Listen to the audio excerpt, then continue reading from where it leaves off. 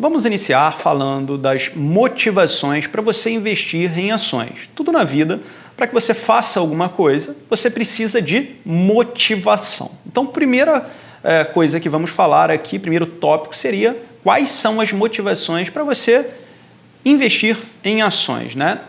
Eu tenho certeza que por você estar assistindo esse curso, né, de investimento em ações, você deve estar interessado em entrar nessa onda, né, de investimentos. E aí você já deve ter algumas razões para ter procurado esse curso e ter procurado se especializar nesse tipo de investimentos. Vou procurar abordar algum deles, né? Você pode, por exemplo, ter lido ou ouvido falar, né, que o número de CPFs cadastrados na Bolsa Brasileira, B3, né, mais que dobrou nos últimos anos, especificamente em 2020, ela teve um aumento de 80%, né, no ano de 2020, o que representou mais ou menos ela pular de 1,5 milhão de CPFs para mais de 3 milhões ali de CPFs, ou seja, de pessoas físicas que estão investindo na Bolsa de Valores. Então, se tem muita gente fazendo,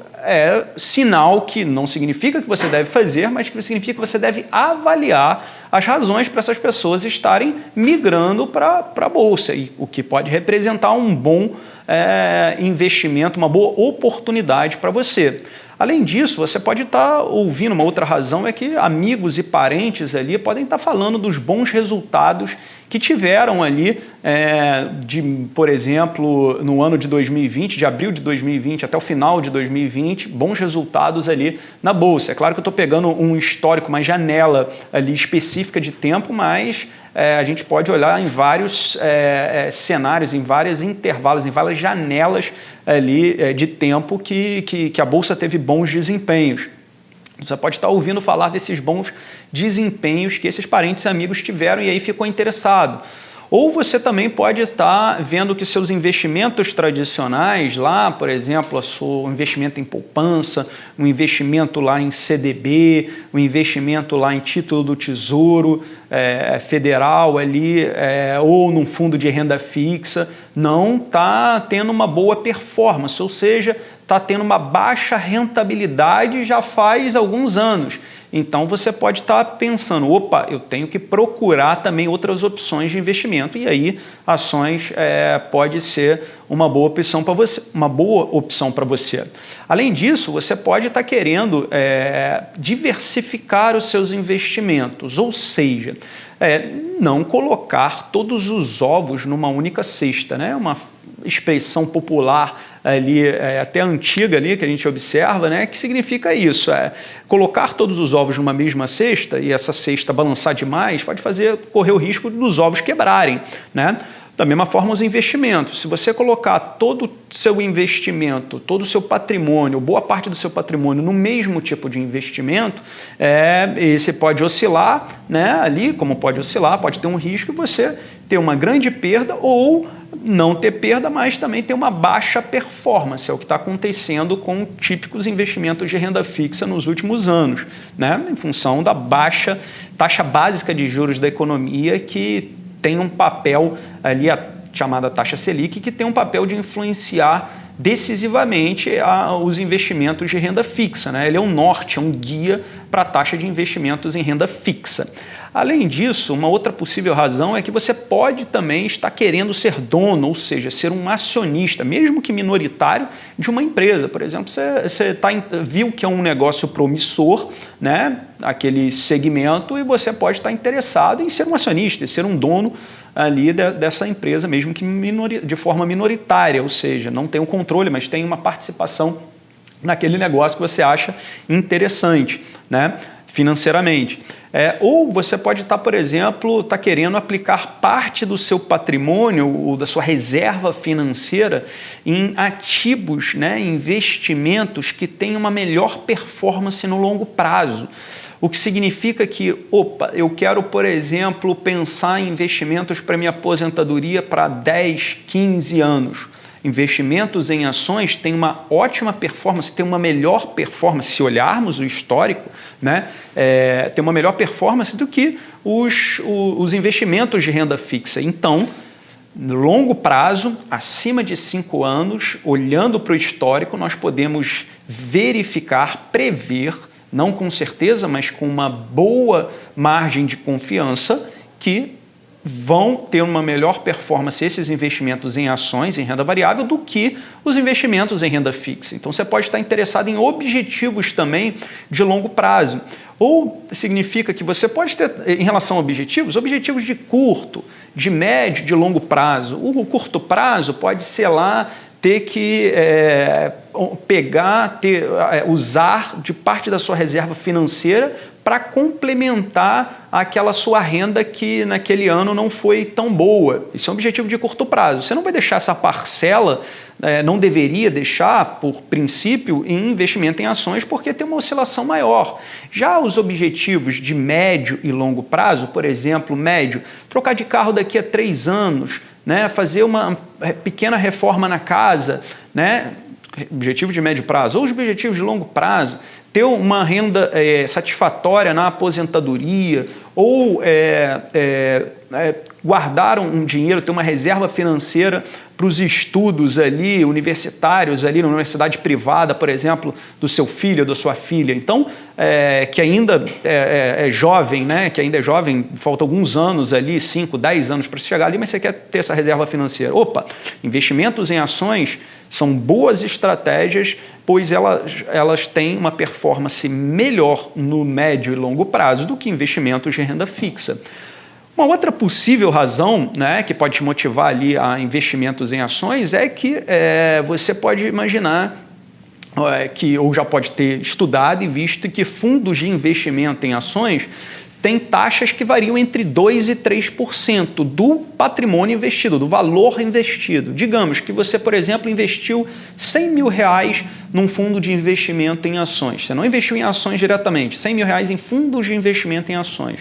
R$2 mil por ano irá para a taxa de administração do fundo. Então, esse fundo pode, inclusive, perder valor e de 100 mil para 90 mil, que ainda assim, perto de 2 mil, aproximadamente R$2 mil ali, vai ser debitado do seu investimento lá nesse fundo. Fundo de investimento em ações, fundo de investimento em multimercados, por exemplo, né, tem uma taxa de investimento de 2% a 3%. Fundo de renda fixa, que você pode ser que você já tenha, tem uma taxa menor, obviamente, que varia de 0,2%, mas em alguns bancos pode chegar a 3%. Né? Enfim, diante disso tudo, são várias as razões que podem estar te motivando a investir uma parcela do seu patrimônio em ações. Então, você está no lugar certo ao continuar assistindo esse curso até o final. Bem, é claro que aí o meu trabalho aqui, você pode me falar, Juliano, ok, eu estou motivado a investir em ações, porém eu tenho alguns medos, algumas preocupações, né? E aí eu vou tentar entender quais são essas preocupações e tentar fazer com que você elimine ou diminua essas preocupações. Então você pode me falar uma primeira questão, Juliano, o meu medo de perder e arriscar é maior do que a vontade que eu tenho de ganhar, né? E aí, muitas pessoas alegam isso para os investimentos em ações, né? E aí eu vou te falar uma frase do Warren Buffett, um dos maiores investidores em ações de todos os tempos, né? Que fala, entre aspas, né? Porque é uma frase dele, o risco está em investir naquilo que você não conhece.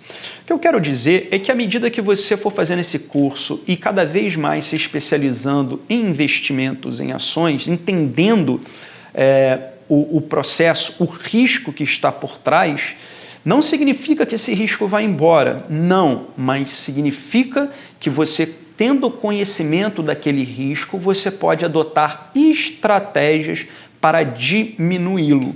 Daí vem essa frase do Warren Buffett. O risco está em você investir naquilo que você não conhece. Conheça através desse curso que você vai acabar minimizando, diminuindo esse risco. Então é a primeira questão que eu queria te falar. Outra dúvida sua, outra preocupação sua pode ser, olha, Juliano, eu não tenho grandes valores em dinheiro para investir, né? E aí, por isso, será que eu devo me especializar em investimentos em ações? Vale a pena eu investir, eu perder, entre aspas, eu não julgo em perder, você investe esse tempo em conhecimento para finanças, para investimentos, para educação financeira? Vale a pena? Eu vou responder sim, absolutamente, claro, faça isso. Por quê? Algumas ações ali, nos últimos anos, subiram mais de 1000%, ou seja, multiplicaram o seu valor em 11 vezes. Imagine que você, alguns anos atrás, tem investido numa determinada ação que valia, se você colocou R$1.000 naquelas ações, depois de alguns anos ela pode estar valendo R$11.000. Aconteceram com algumas ações, mais de 1000% ali em alguns anos, né? Então, o pouco pode virar muito com o tempo e com o seu conhecimento. Veja, não é só o tempo ali, não são todas as ações que depois de alguns anos multiplicaram em 11 vezes o seu valor. Não, é necessário que você escolha bem essas ações, entenda bem o investimento que você está fazendo, porque assim você pode encontrar algumas dessas ações que têm uma grande valorização. Então, o pouco que você invista hoje, com o tempo e com o conhecimento, pode fazer com que vire muito, né? Além disso, você pode me falar também uma outra preocupação, que é: eu não sei, Juliano, como funciona a bolsa, como investir, como escolher ações. Você pode me estar falando isso, né? Eu vou te responder, olha, você está no lugar certo. Aqui no curso a gente vai exatamente tentar te mostrar, fazer com que você entenda como funciona a bolsa, como investir, como escolher ações. Então, o que eu te peço é: continue esse curso até o final, que você vai ter uma visão muito mais clara sobre esse tipo de investimentos. Uma coisa que eu gostaria de falar agora é, primeiro, fazer você entender um pouco do funcionamento da Bolsa de Valores, né? No caso da Bolsa de Valores do Brasil, hoje ela é a B3, né? E como é que surgiu a B3? Bem, falar um pouquinho do histórico, né, ali das bolsas no Brasil. A gente havia no passado a Bolsa de Mercadorias e Futuros, né, há alguns anos atrás. E havia a Bolsa de Valores de São Paulo, a Bovespa. As duas, BMF e a Bovespa, se fundaram alguns anos atrás, né? E aí, num passado mais recente, alguns anos atrás ainda, mais recente, houve a fusão da BMF e Bovespa, que era uma empresa única, com a CETIP. A Câmara Especial é uma câmara, uma clearing house, uma câmara de liquidação de títulos, né? De títulos privados, né? De liquidação e custódia de títulos privados. A gente vai falar um pouquinho dessa câmara e de outras ali um pouquinho mais para frente no curso. Mas o fato é que a fusão da BMF, Bovespa e a CETIP gerou a B3, né? E aí, a B3 é a Bolsa de Valores do Brasil e é o local, né? É o local onde são negociadas vários tipos de ativos, de papéis, entre eles ações. Você fala assim, Juliano, peraí, entre eles ações? Sim, ações são negociadas lá na B3, mas tem outros títulos, outros valores mobiliários, outros papéis, né, que são negociados, outros investimentos ali, como eu poderia dizer. Por exemplo, você pode comprar e vender cotas de fundos de investimento imobiliário na Bolsa, você pode comprar e vender, por exemplo, no mercado futuro, por exemplo, swaps, né, na parte do mercado de balcão, ou contratos futuros ali de petróleo, de commodities ali, por exemplo, petróleo, açúcar, café, de boi, enfim, de uma série de outras commodities, como a gente diz, que são produtos negociados no mundo inteiro, né? Então, existe o mercado futuro para compra e venda desses papéis, e também tem a questão também de opções de ações, que são negociadas também na B3. Isso é só alguns títulos. Temos outros também, por exemplo, você investir comprando cotas de ETFs, que são fundos de índices, né, de ações. É como você já deve ter ouvido falar o índice Bovespa, né, o Ibovespa, né, e um índice que segue esse Ibovespa, por exemplo, é o BOVA11 ali. Basicamente é um ETF, é um fundo que é composto por uma parcela proporcional igual ao que compõe o índice Ibovespa, ou seja, é um fundo composto por uma série de ações, as principais ações em termos de negociação da Bolsa de Valores do Brasil. Isso é investir não diretamente em ações, mas num fundo de índice, que é o ETF ali, um dos exemplos é o BOVA11, que são negociadas na B3. Por que eu estou falando isso tudo? Para você, já que a gente está falando de Bolsa de Valores, para você saber que lá negocia-se a maior parte da movimentação financeira é de ações, mas uma parte sensível, significativa, também é de outros papéis ou valores mobiliários, como cotas de fundos de investimento imobiliário, como opções de ações, como swaps, como papéis no mercado futuro, quanto cotas de ETFs ali, né? A Bolsa de Valores ali, ela consiste em um mercado hoje virtual, né, ali, onde empresas e pessoas se relacionam para comprar e vender títulos e ações. Primeiro, agora eu falar o seguinte, frisar que é um mercado virtual. Porque no passado, né, você já deve ter visto vídeos ali, né, daquela cena onde você tem lá um operador na bolsa, naquele ambiente da bolsa, é o que a gente chama de pitch de negociação, com um monte de papel na mão, falando num aparelho telefônico e um monte gritando ao mesmo tempo e dando ordens de compra e venda lá para a bolsa, né? Hoje em dia, esse pitch de negociação, esse lugar, na maioria das bolsas, viraram museus. A B3, na bolsa ali em São Paulo, né, você virou um museu com café, inclusive, se você tiver oportunidade, vá visitar, né? Porém, você com certeza ali deve saber que hoje as bolsas no mundo inteiro funcionam de uma maneira virtual, o que significa que você quer investir em alguma ação na bolsa, você vai abrir uma conta numa corretora, né? Essa corretora de títulos e valores imobiliários ou distribuidora de títulos e valores imobiliários, ela vai pegar e vai ter uma conexão ali diretamente com a bolsa. Você não consegue fazer aquela negociação da ação você diretamente na bolsa, não. Você tem que fazer através de uma corretora. Essa corretora, você vai emitir essa ordem para a corretora que vai gerar automaticamente essa ordem, por exemplo, de compra de uma ação lá na bolsa. Uma outra parte, né, vai acabar comprando essa ação, né, de você e vai haver ali, então, a transferência, né, primeiro, do valor em dinheiro, né? Isso acontece 2 dias depois que é feita a operação, é o que a gente chama de D+2, ou seja, do dia que você fez a operação, 2 dias úteis depois, cai o dinheiro para você que vendeu aquela ação, né? E quem comprou aquela ação, né, ali você vai acabar saindo dinheiro da conta daquela pessoa, na conta da corretora daquela pessoa, e vai acabar sendo creditando na conta da sua corretora, do seu banco lá. Então, basicamente, você observa que essas transferências ali, né, são feitas de forma eletrônica, 100% eletrônica, ou seja, num ambiente virtual, ok?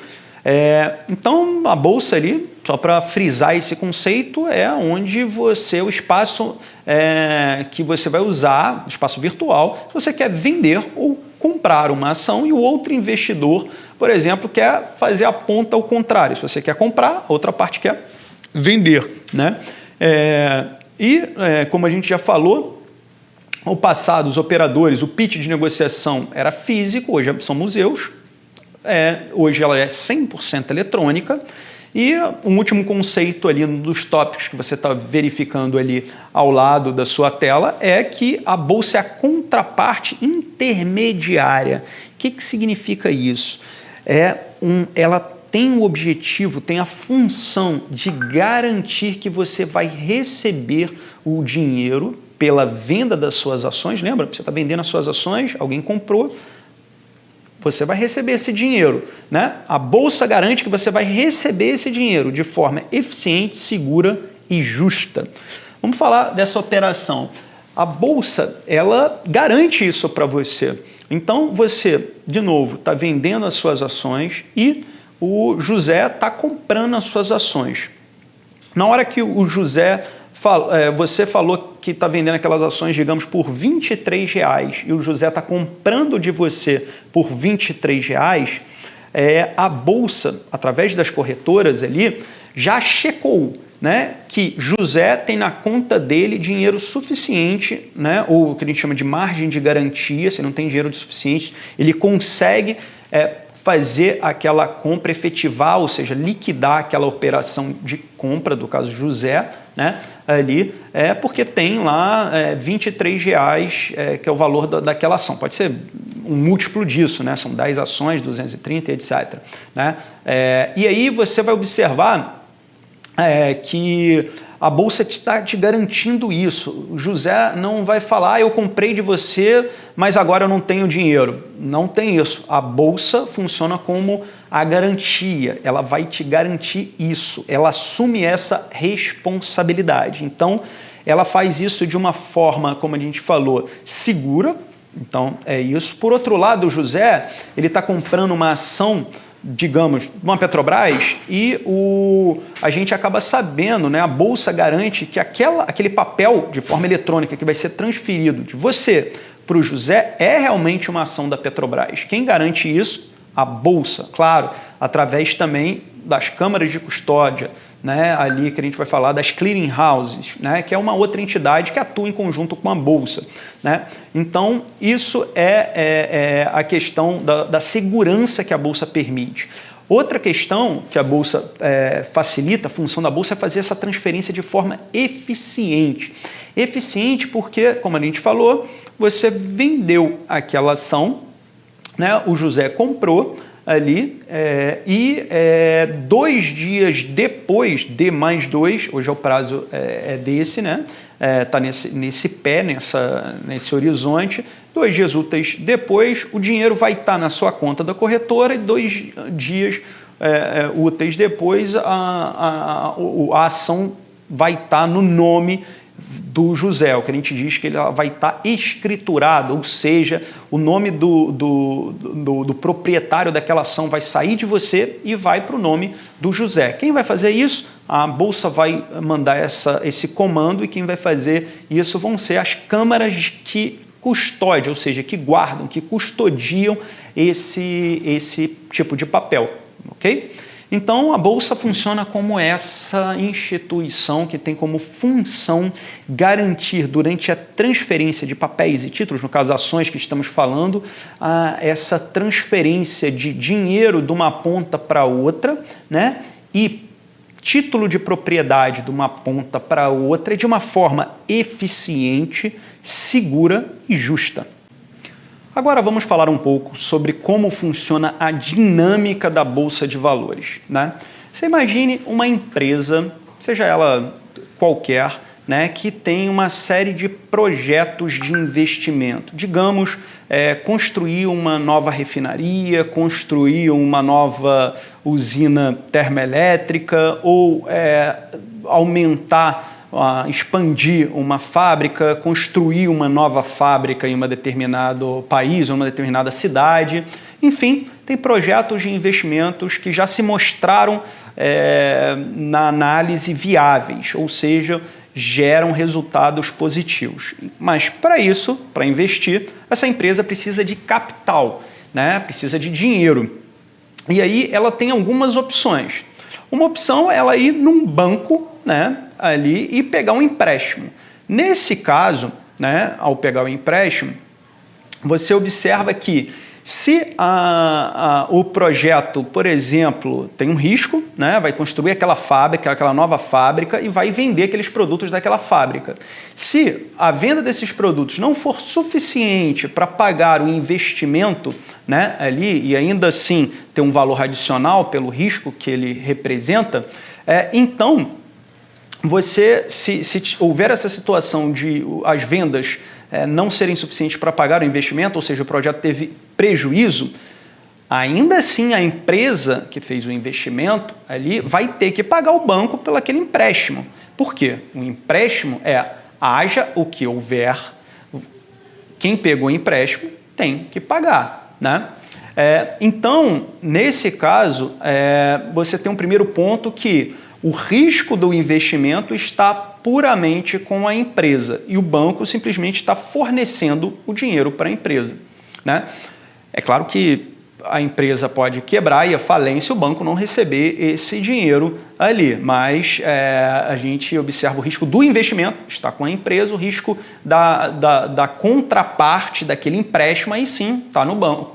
Mas a gente observa também que nessa característica do empréstimo, ele acaba sendo muito caro, né? Você imagina hoje num cenário para uma empresa pegar um empréstimo, ela pagaria ali, digamos, 20% de forma hipotética ali ao ano de taxa de juros. Já uma outra opção para ela baratear esse valor a pegar emprestado é ela emitir uma debênture ou uma nota promissória, uma commercial paper. A diferença dos dois, debênture ou nota promissória, os dois são empréstimos. Debêntures são de longo prazo, geralmente, e já notas promissórias são de curto prazo, né? E a diferença é que, ao invés desse empréstimo ali ser pego diretamente com o banco, esse empréstimo é pego diretamente com investidores.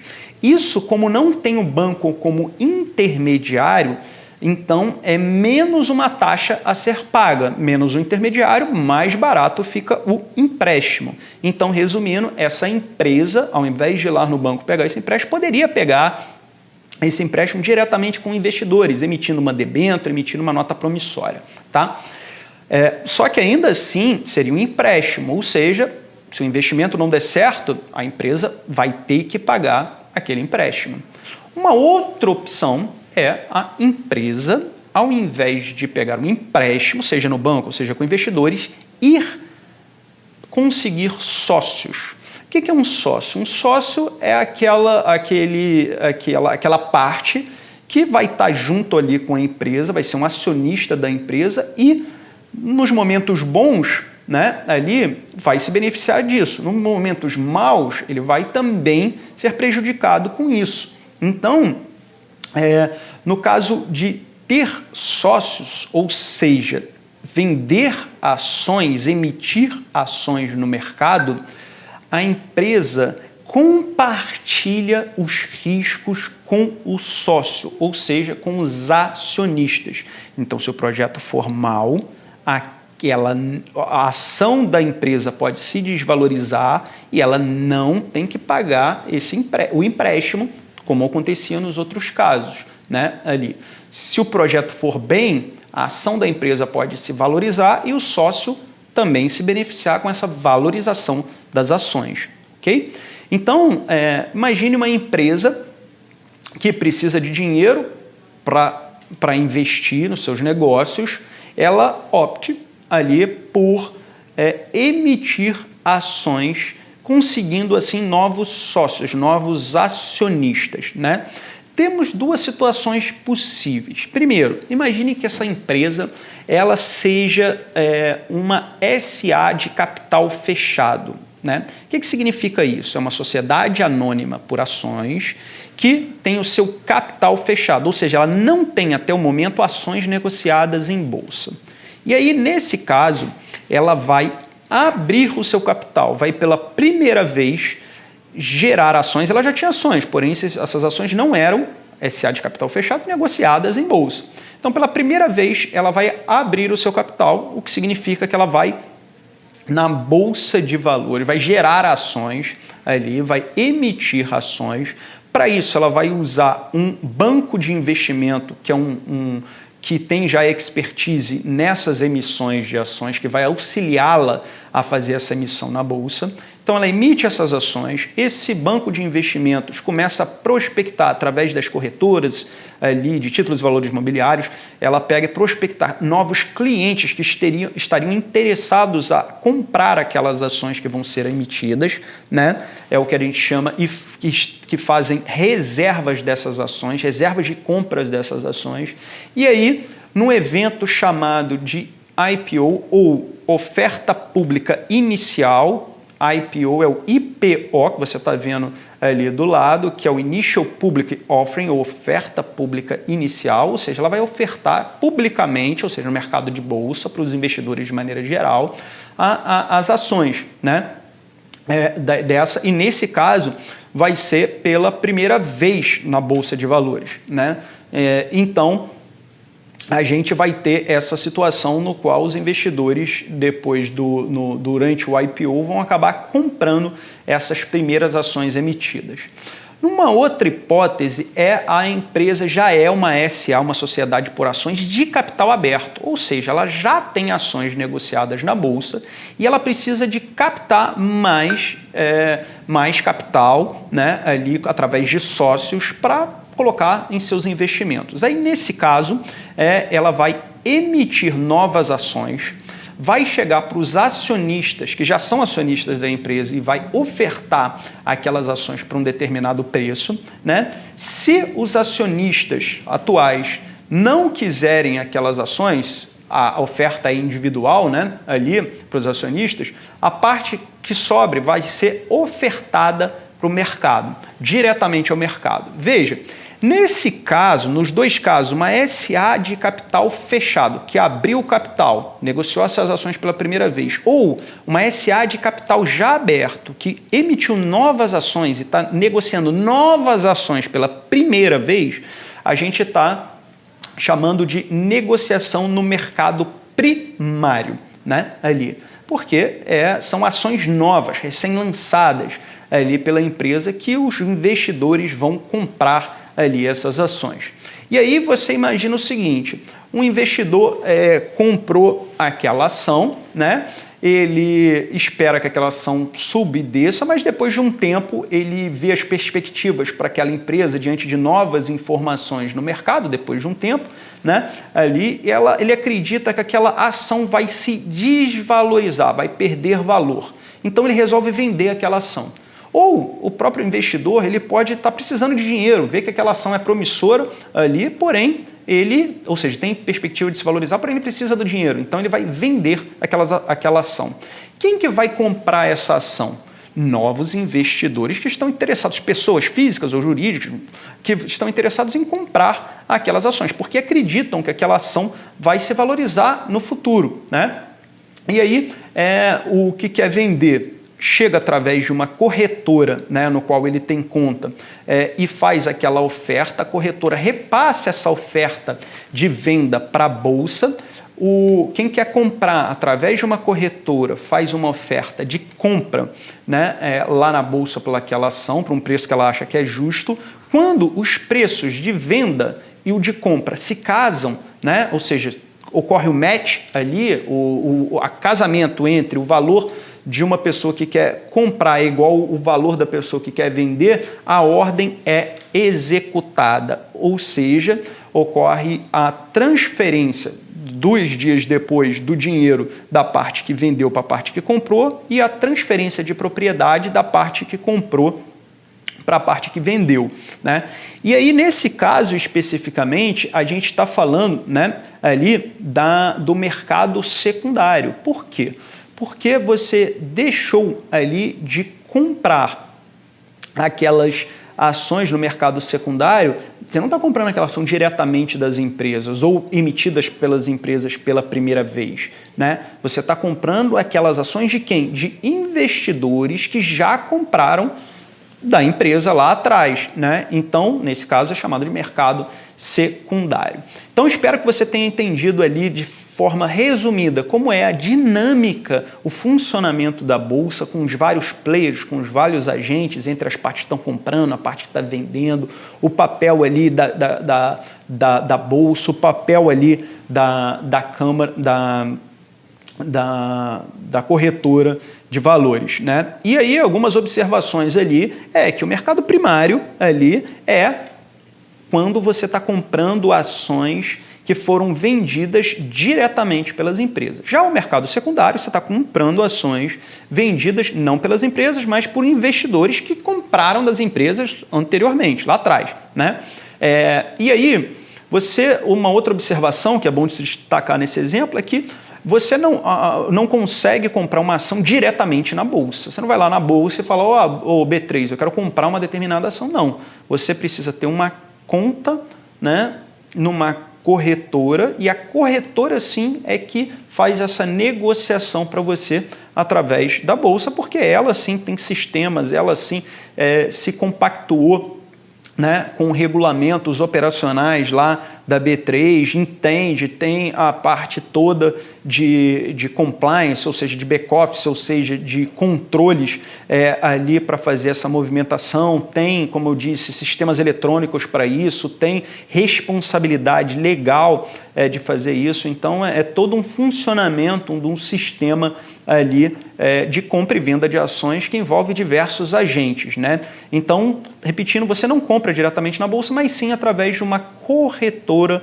ou distribuidora de títulos e valores mobiliários. Corretora de títulos, corretora e distribuidora de títulos e valores mobiliários são chamadas CTVMs ou DTVMs. Então, são siglas ali que você provavelmente já ouviu algumas vezes ou já leu algumas vezes, significa isso. Na prática, CTVMs, corretoras de títulos e valores mobiliários, e DTVMs, distribuidores de títulos e valores mobiliários, de uns anos para cá, não tem diferença nenhuma. Havia no passado, mas hoje não tem nenhuma diferença entre as duas, tá?